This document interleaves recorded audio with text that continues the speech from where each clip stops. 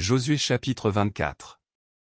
Josué assembla toutes les tribus d'Israël à Sichem, et il convoqua les anciens d'Israël, ses chefs, ses juges et ses officiers. Et ils se présentèrent devant Dieu. Josué dit à tout le peuple, ainsi parle l'Éternel, le Dieu d'Israël, vos pères, Térakh, père d'Abraham et père de Nachor, habitaient anciennement de l'autre côté du fleuve, et ils servaient d'autres dieux. Je pris votre père Abraham de l'autre côté du fleuve, et je lui fis parcourir tout le pays de Canaan, je multipliai sa postérité, et je lui donnai Isaac. Je donnai à Isaac Jacob et Ésaü, et je donnai en propriété à Ésaü la montagne de Séhir, mais Jacob et ses fils descendirent en Égypte. J'envoyai Moïse et Aaron, et je frappai l'Égypte par les prodiges que j'opérai au milieu d'elle, puis je vous en fis sortir. Je fis sortir vos pères de l'Égypte, et vous arrivâtes à la mer. Les Égyptiens poursuivirent vos pères jusqu'à la mer Rouge, avec des chars et des cavaliers. Vos pères crièrent à l'Éternel. Et l'Éternel mit des ténèbres entre vous et les Égyptiens, il ramena sur eux la mer, et elle les couvrit. Vos yeux ont vu ce que j'ai fait aux Égyptiens.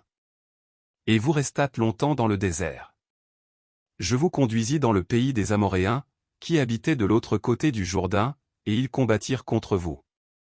Je les livrai entre vos mains, vous pris possession de leur pays, et je les détruisis devant vous. Balak, fils de Tsippor, roi de Moab, se leva et combattit Israël. Il fit appeler Balaam, fils de Béor, pour qu'il vous maudît. Mais je ne voulus point écouter Balaam, il vous bénit, et je vous délivrai de la main de Balak. Vous passâtes le Jourdain, et vous arrivâtes à Jéricho. Les habitants de Jéricho combattirent contre vous, les Amoréens, les Phéréziens, les Cananéens, les Hétiens, les Girgasiens, les Éviens et les Jébusiens. Je les livrai entre vos mains. Et j'envoyai devant vous les frelons, qui les chassèrent loin de votre face, comme les deux rois des Amoréens, ce ne fut ni par ton épée, ni par ton arc. Je vous donnai un pays que vous n'aviez point cultivé, des villes que vous n'aviez point bâties et que vous habitez, des vignes et des oliviers que vous n'aviez point plantés et qui vous servent de nourriture. Maintenant, craignez l'Éternel, et servez-le avec intégrité et fidélité. Faites disparaître les dieux qu'ont servi vos pères de l'autre côté du fleuve et en Égypte, et servez l'Éternel. Et si vous ne trouvez pas bon de servir l'Éternel, choisissez aujourd'hui qui vous voulez servir, ou les dieux que servaient vos pères au-delà du fleuve, ou les dieux des Amoréens dans le pays desquels vous habitez. Moi et ma maison, nous servirons l'Éternel. Le peuple répondit, et dit, loin de nous la pensée d'abandonner l'Éternel, et de servir d'autres dieux. Car l'Éternel est notre Dieu, c'est lui qui nous a fait sortir du pays d'Égypte, de la maison de servitude, nous et nos pères, c'est lui qui a opéré sous nos yeux ces grands prodiges, et qui nous a gardés pendant toute la route que nous avons suivie et parmi tous les peuples au milieu desquels nous avons passé. Il a chassé devant nous tous les peuples, et les Amoréens qui habitaient ce pays. Nous aussi, nous servirons l'Éternel, car il est notre Dieu.